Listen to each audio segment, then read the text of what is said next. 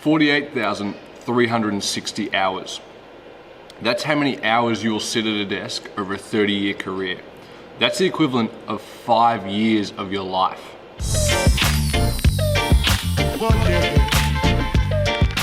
One of the most common pieces of advice you'll have when it comes to sitting is to take regular breaks from the desk and from the screen. Now there's a whole heap of reasons for this. Probably the most common is to avoid a phenomenon called muscular creep. Muscles have what's called a viscoelastic property. That means they kind of behave half like water and half like a rubber band. That allows us to move and stretch freely without popping like a water balloon or without becoming brittle like a rubber band that becomes stretched too much. When we hold a posture for any length of time, because of these characteristics, our tissue gradually lengthens and deforms. Now this process starts the moment we stop moving, so it's not exclusive to sitting. But there are some reasons why it's particularly dangerous and particularly harmful when we do sit for extended periods of time.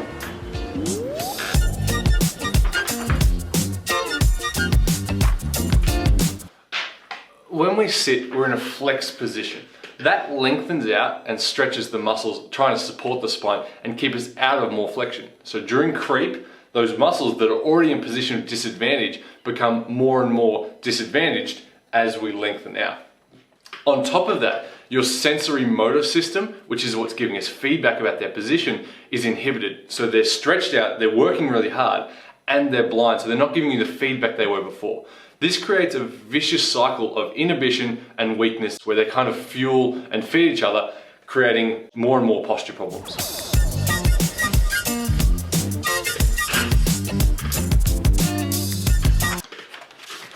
Because of that flexed position, the discs between our vertebrae become flexed into a forward position. Now sitting puts huge compressive forces on those discs as well. So when you combine the compression from sitting plus the flexion of the muscular creep, that force going through the disc gets sent rearward towards the back. That stretches out the rear wall of the disc and puts it under more stress than it needs to be.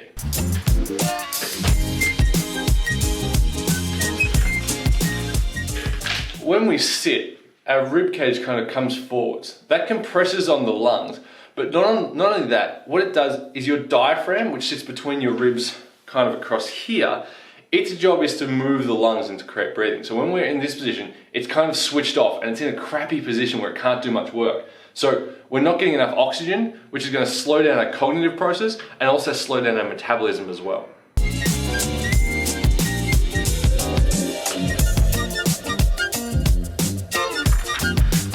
Now I talked about neck position in the last desk episode.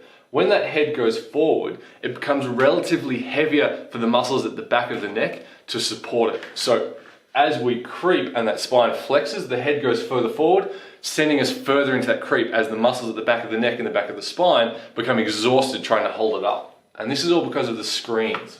Creeping forward, trying to see what's going on the screens. So I think we need to do some fixes now.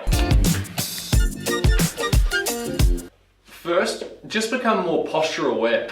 Being mindful of your positioning and of your posture can sometimes be enough to break that cycle of creep. You only have to remember every 5 to 10 minutes, like, oh, adjust, straighten up, and get back to work.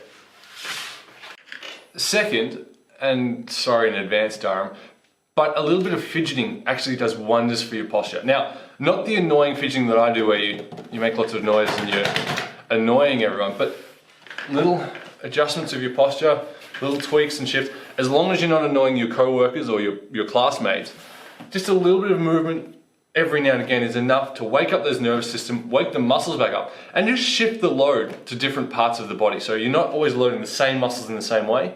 Just little adjustments can be enough to break that cycle. And lastly, set a timer every 30 to 45 minutes to take some regular breaks from the desk. Stand up, do a couple of squats, grab a glass of water, or do one of those other anti-desk workouts that I left with you.